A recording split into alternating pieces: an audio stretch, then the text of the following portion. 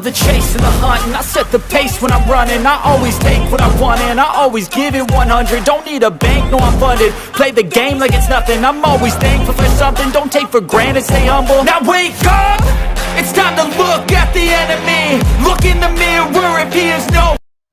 Hi guys! Welcome back again to our channel. So ngayon guys, meron po tayong updates tungkol po dito kay Miss Maymay Entrata. Of course, yun nga, kakatapos lang ng Milan ni Maymay mula sa ASAP natin to. At napanood po natin mismo dito sa ating YouTube channel ang kanyang best performance po ni Miss Maymay Entrata. At syempre guys, kasama ni Maymay ang Dancer of the Year na si AC Bonifacio. At of course, kasama niya ang actress na si Bel Mariano. At of course, ang best actress na si Dimples Romana.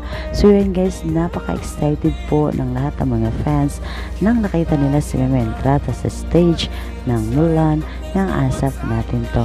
Na talagang nagbigay todo si Maymay at kinabog niya lahat ng kanyang mga fans doon sa Mulan.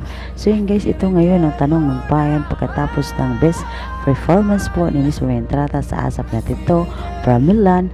Ano na nga ba ang kasunod nito? Ano na nga ba ang updates tungkol kay Maymay?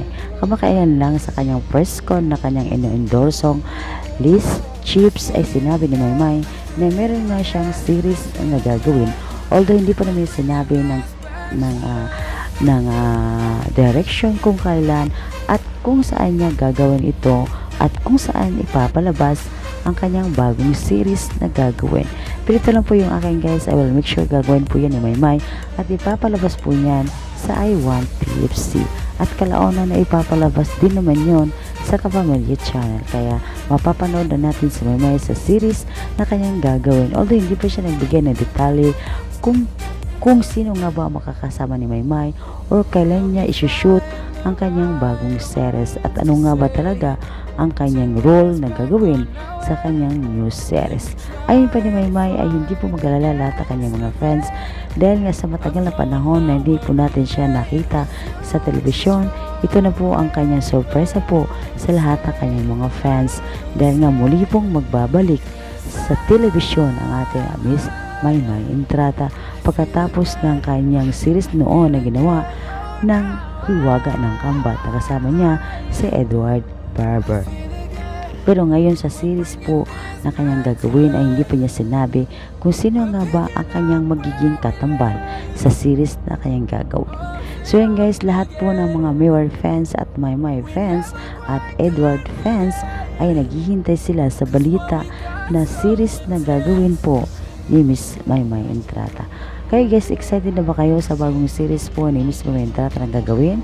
Pwede niyo po yan guys, i-comment guys ang inyong masayang feeling po dito sa magandang balita na to na muli pong babalik si Miss Maymay sa ating mga telebisyon. So lang guys ang updates at maraming salamat po sa inyo lahat at huwag niyo kalimutan guys, i-comment niyo po ang mga feelings niyo kung masaya ba kayo sa muli pong pagbabalik ni Miss Maymay Entrata sa series or sa television. Yan po guys aking updates at maraming salamat po sa inyong lahat. Bye bye!